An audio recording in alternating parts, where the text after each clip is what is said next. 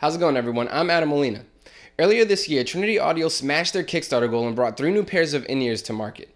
One of them being the Delta in-ears. These have 3 interchangeable filters that allow you to fine-tune the sound to your liking. These aren't the first pair of headphones we've seen that can do this, the other being the popular RHA T20s, but for almost $100 less, are they a worthy alternative? Are they?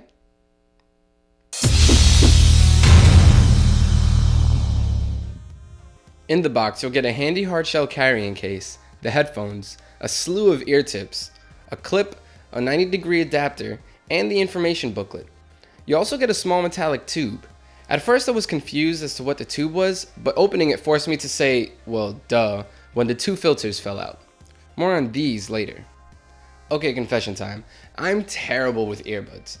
Every pair of buds I've ever owned has met its untimely demise due to various levels of carelessness and accidents. So needless to say, I was a little bit nervous when testing out the Deltas. Still, I was determined to not give them any special treatment. Turns out, my worries weren't necessary since Trinity did a good job at making sure these will last you a long time. The earbud casing is made of aluminum and a 3.5mm casing is as well. It also has a small spring wrapped around the end of the cable to provide relief against strain that would normally cause the wires inside to fray. The audio cable is made of a braided plastic that not only makes them feel really lightweight, but also seems to be very flexible and malleable, again minimizing the fraying of the all-important internal wires. I was able to roll and wrap them up without feeling like they were being stressed in any way. Besides, the braided look just makes them look really sleek, and I'm not the only one who thought so. When I first took them out of the case, my sister was with me and said, these were made to be used with low-powered devices such as smartphones and portable MP3 players, so the only way to connect is through a standard 3.5mm headphone jack. These were designed purely for enjoying music, so if you're the type of person that needs an inline mic to take phone calls, you might need to look elsewhere because you won't find that here. The Deltas come with 3 interchangeable filters that allow you to fine-tune the sound depending on what kind of listening experience you want. One of the filters is simply called Fun and gives a boost to the low end, so all of you bassheads out there don't have to worry. The second filter is called Smooth, which tends to have a more flat and neutral sound that I found was excellent when listening to pretty much any genre I could throw at them. The last filter was called Vivid, and adds a boost to the treble should you prefer it, and I found that these did well when listening to jazz or songs with a lot of cymbal and hi-hat action going on. For a pair of earbuds, the lows surprised me. They're nice and tight, and even though it sometimes bleeds into the lower mids when you have the Fun filter in, the neutral Smooth filter I did most of my testing with showed no such problems. In songs like River by Ibeyi that have a strong bass pretty much throughout the entire song, I was able to enjoy the low end thoroughly and my eyes only shook a little bit.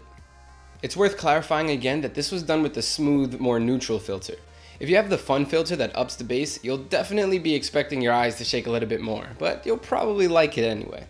In my opinion, the mids were a mixed bag of good and bad. Songs with vocals that were in a similar range to some of the background instruments suffered a little bit in terms of being able to focus in on certain elements. For example, in Hard to Explain by The Strokes, the vocals of Julian Casablancas are pretty much laid right on top of the gritty guitar, which make them a little hard to distinguish even with the best of headphones. Though the Deltas do give it a valiant effort, they weren't the best. That said, I have absolutely no complaints with acoustic songs that have less going on. I jammed out to Jason Mraz for way too long while wearing these.